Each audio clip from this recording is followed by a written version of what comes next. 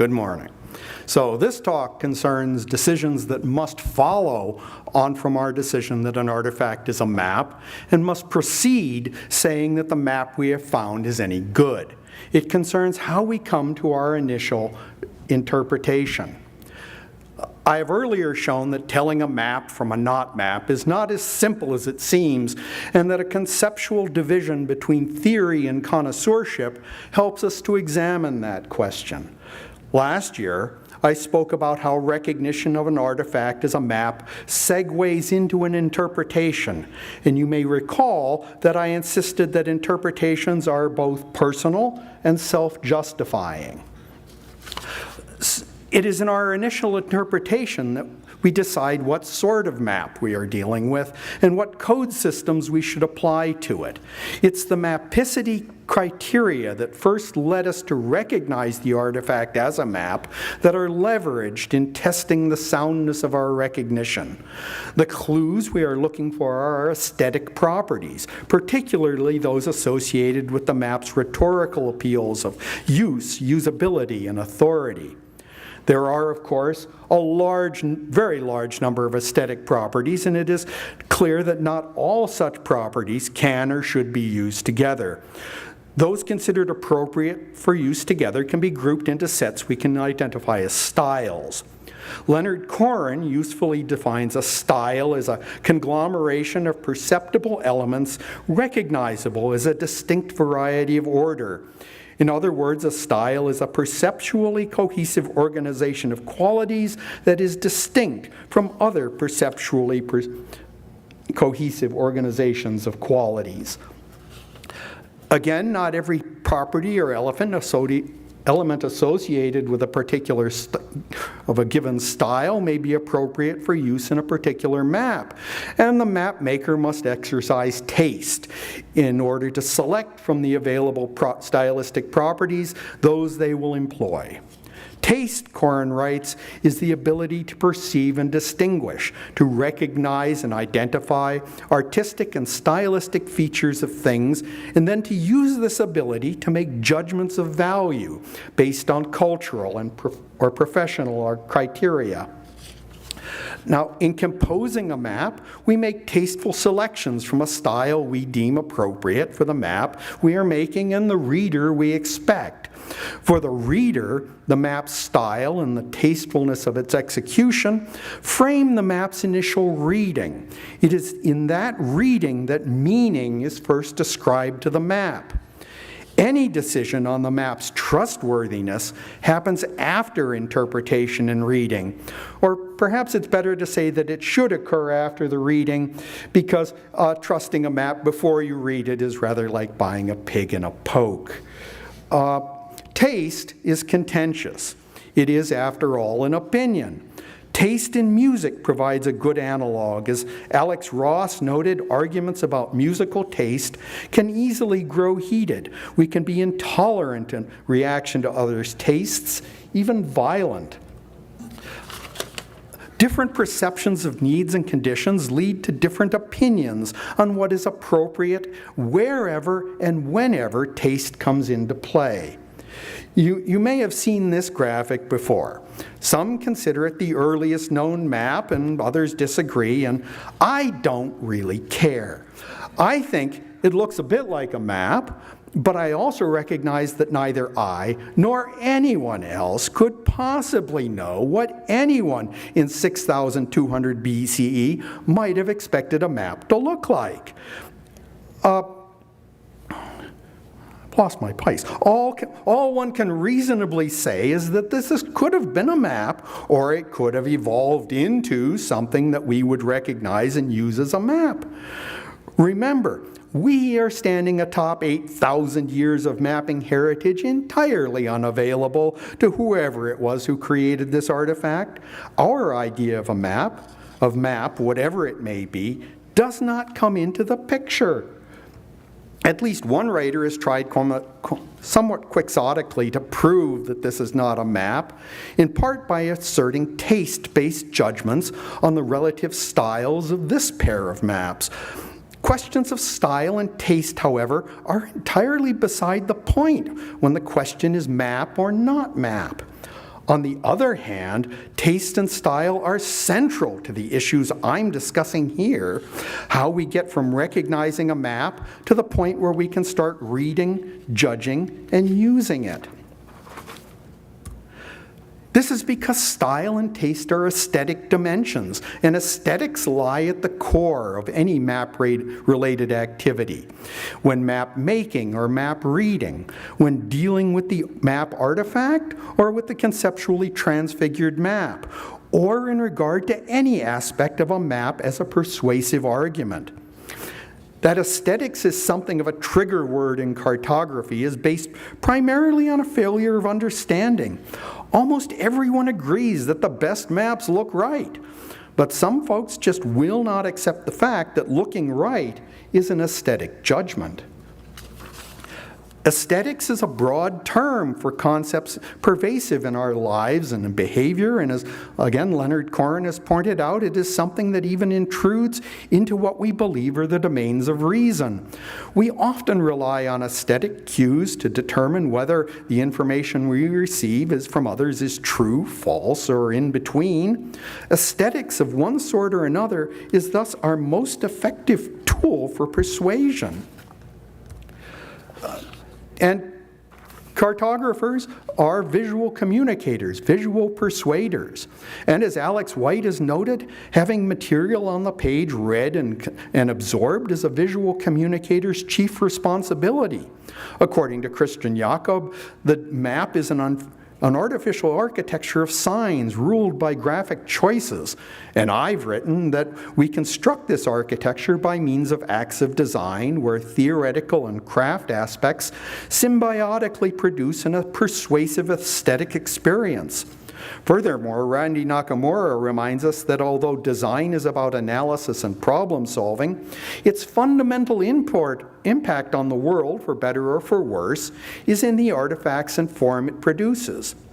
Map compilation, design, and composition, then, all operate through craftsmanship in symbiosis with theory, and it is both instantiated and judged through aesthetic, stylistic, and tasteful decisions. Style is always present. There cannot be quantities of style, neither more style nor less style or even no style, only different, more or less complex traditions and conventions. It is connoisseurship that identifies style and activates taste, while style manifests the mapicity schema as sets of appropriate choices. Taste is a judgment on the choices made. Just as there is no one style, there's no one taste. Where the map maker demonstrates their taste in the assembly of the map artifact, while the reader exercises their taste in judging the map they discover in the artifact. Clearly, taste operates on both sides of the map transaction, the difference being that the maker employs taste in the fond hope of a desirable response from the reader, while the reader is deploying taste to ground, among other things, their assumptions about the skills and intentions of the maker. And map readers always judge maps and map readers. Daniel Huffman, in a recent CP article entitled Regrets, writes of occasions when he took people's maps uninvited and publicly stamped his thoughts on them. He did not ask the authors about their goals or processes. He made assumptions instead. He did not ask them if they were comfortable with a public critique. He also notes that the map makers never had a chance to explain themselves before he passed judgment. Now, what struck me most forcibly in this passage is that Daniel is describing exactly what any and everyone does when they pick up anything they have recognized as a map. That reader alone is the arbiter of their assumptions about your intent, and they are the one who decides, even when what they decide has nothing to do with what you intended. This realization is not new. 68 years ago, in 1957, Northrop Frye wrote that an author's intent may have a peculiar interest, but not a peculiar authority. The same applies here. If you make a map and send it out into the world, then that artifact is on its own. Its reading is at the mercy of its reader. You have learned how to make maps, how to employ cartographic conventions that are broadly recognized amongst one or more interpretive communities of map readers. Your readers will necessarily have learned how to read maps using some set of cartographic conventions, otherwise they would not be map readers. Widely used conventions are sometimes derisively labeled normative, but if your definition of success includes convincing people, and if you are making maps, then convincing people is supposed to be your aim, it behooves you to at least try to hook into what your targeted map readers consider natural, conventional, and yes, normative. I'm not saying that a maker or a reader must follow any particular set of conventions. In fact, progress is not possible without innovation, and as Atlas Gao recently observes, many creative maps are made by selectively breaking the rules. I am simply pointing out that your utterances first have to be recognizable as having meaning. Maps are, after all, only exist to convince someone of something, and therefore employment of at least some cartographic tropes and figures your targeted reader will expect will by themselves is essential. However, whether you do or not, each reader will by themselves come to what they themselves see as a correct reading, and they will judge you and your map by what they read into your map. Now, I've been arguing that the path from map recognition through initial map reading to initial map judgment is an exercise in aesthetics. But despite the fact, as Chelsea Nestle has written, cartography is an aesthetic discipline, she is also correct that aesthetics tend to be regarded as a sore spot in cartographic theory. Scientific positivists of the study of a communication channel school see aesthetics as unscientific, hedonistic, and non-cartographic. The FOPOMO death to cartography after the map gang sees aesthetics as indicative of a toxic cartographic ideal. And many self-identified scientists and engineers of all ilks damn the whole shebang of aesthetic and cartographic concerns straight to hell. However, there is a growing community of map makers cognizant of the palpable centrality of aesthetics to every decision that goes into both map making and map reading. After all, even so-called pure science is in practice governed and formulated through paradigmatic conventions that are directly analogous to styles. Science is at any given point in history defined by whatever scientific paradigm is at that point seen as normative and appropriate. And that's the end. Thank you very much.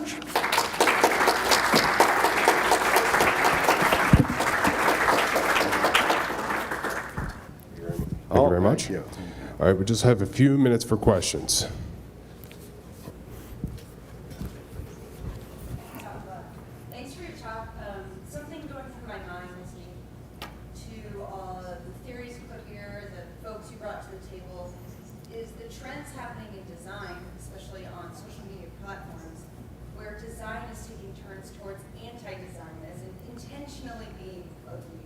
Intentionally being non-aesthetic. And I see that as a way to communicate to those kind of in the know, like a wink wink, this is for you. So I wonder how you think about map aesthetic choices as a way for a map maker to try to find an audience that they actually want to consume their map. Well, to start with the beginning of your question, which was about sort of anti-beautiful aesthetics and graphic design, and you're only about 30 years behind the curve on that. That happened a long time ago, and in the graphic design field, we know that actually didn't work all that well. Now, on the other hand, but if that was the audience that you're trying to communicate with, and you're not really interested in anybody else, then sure, aim straight at them. Have you ever tried working with a professional orienteering map?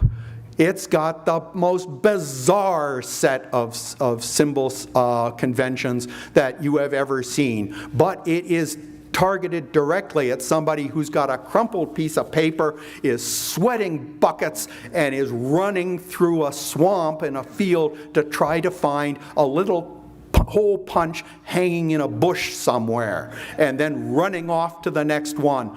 Those map conventions work perfectly well for them, and they're almost useless for almost anybody else. So how's that for an answer? So, and putting them on the microphone means that they get on the recording, so that's good. Okay, I'm on the record. Thank you for your talk. To that last point, just quickly, I would say, and I say this as an artist, a graphic designer, and a landscape historian, that the purposefully unaesthetic map is also an aesthetic. And what you're talking about is how we communicate. Yes. And that all this sensory stuff goes into the message. And all that stuff matters. And it occurs to me the wonderful new book by Brian Eno, which is called Why Art Matters, or Why We Need Art, I forget which is very much, thank you? How Art Works. It's a little pink book, I brought it with me. That conversation about aesthetics is in support of what we're saying here, but my question, I work on what I call immersive rhetorics in maps, and sensory reading. So the idea that these aesthetics aren't just about what you see, but also what you feel, because of course we feel our bodies in relation to the depicted geography in some sense, if it's for orienteering. And so I just wonder what your thoughts are about the idea that aesthetics also go to the touch. Oh, yeah, there's certainly that too. And, I certainly, some years ago, did my Master of Fine Art in cartography. I think I'm the only person that has one. But with NACIS, the famous German designer, and who very much was what started me off on the rhetoric of mapping as well. So, but yes, all of those, in every manifestation, it's the same basic question of a communication to and hooking into what your reader is going to expect, what they're going to accept, and what they're going to read into what you've sent them. So is the message that you think you're encapsulating? Maps only come into existence. We only trade map artifacts. The map only comes into existence in a transfiguration that takes place in the map reader's mind as they're reading the map. And what I'm, for over the last few years, been examining is that initial transfiguration and what comes after, and how we then segue into being able to use and to apply all the other things around mapping and map making and cartography and everything that comes in. So I've been focused on that watershed moment. Thank you. All right. Any other questions? Okay.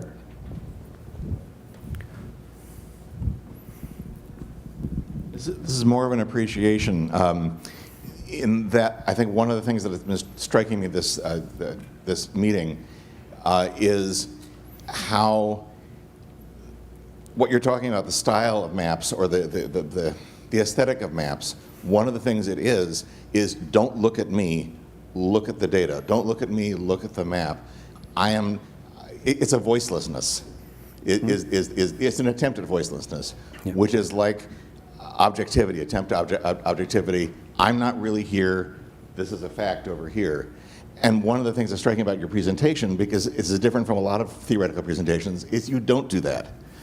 You're also looking at you and your idiosyncratic way of doing visuals, and that I think is really important, is to say that both the maps and map criticism, you can't be voiceless. You are having a voice, so own it. Have a voice, and I thank you for that. Oh, thank you. Okay, I guess I think we are. my work here is done. Thank you.